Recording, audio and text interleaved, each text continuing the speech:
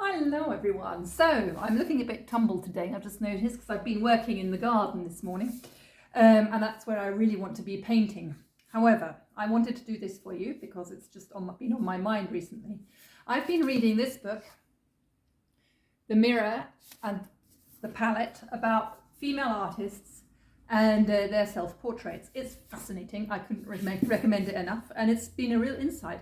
For example, I didn't know that one of the first women to be taken on the Royal Academy was from Switzerland. Did you know that? So there's me. One day I'm going to make it, I hope. Yes, probably when I'm dead, everybody tells me. But so this last term at the Royal Drawing School on the online drawing development year, I had a focus on painting portraits and painting the face, the contemporary portrait, drawing the head, and so on and so forth. And reading this book, giving me an insight into what has moved female artists to paint portraits. And of course, one of the main reasons was that female artists weren't allowed in the life room. However, a mirror was always available.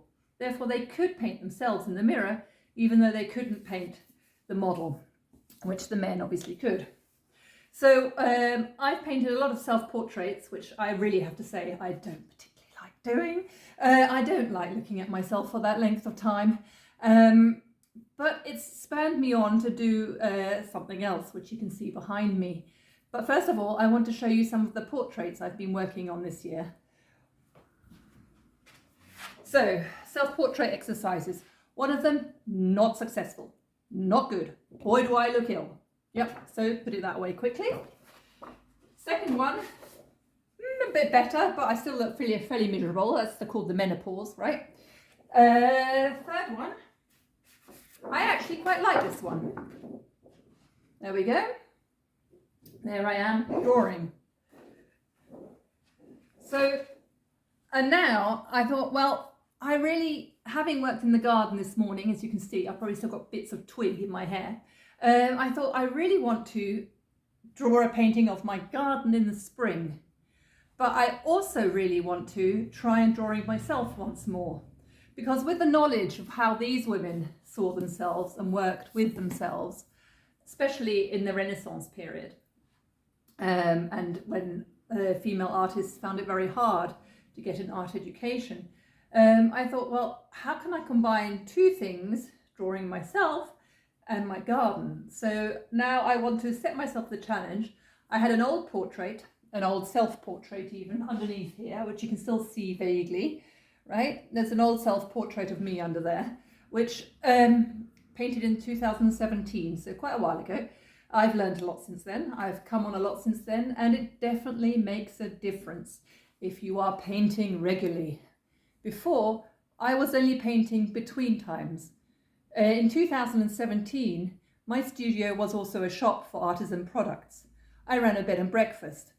I had gave conversational English lessons. I had younger children. 2 years ago, because of the roadworks outside our house, I had to cancel everything. The roadworks was worse than Corona for me. I'm sorry, I know Corona was very terrible for a lot of people, but for me it really meant having to close down all my businesses, which meant that finally I could really concentrate on that which mattered most to me, which is my art practice. And not paint a picture in between times, but really focus on getting better, on painting continuously, on working on a project for longer. And it's been amazing. I've had a wonderful time this last term at the Royal Drawing School online, on the online drawing development year. And it's really opened my eyes to new ways of drawing, seeing other people's practice, seeing a lot of images from other artists. So then I thought, okay, I'll take this old picture of myself that I don't like at all, and they'll rework it. So I'm going to put myself on it again, painting, because that is the thing that makes me me, I'm afraid. I can't avoid it. I've tried to avoid it most of my career life. I've done all sorts of jobs to prove that I can have a salary, a monthly regular income, and, you know, pay my rent and do all these wonderful other things. But yeah, I just feel I've fought so long against being an artist now. Now I'm 52 and I can't give it up anymore, and I can't ignore it anymore. So I thought I'd try myself in my garden. And because I'm painting it on an old canvas, it doesn't matter if I screw it up. It's an old canvas. It wasn't a great thing anyway.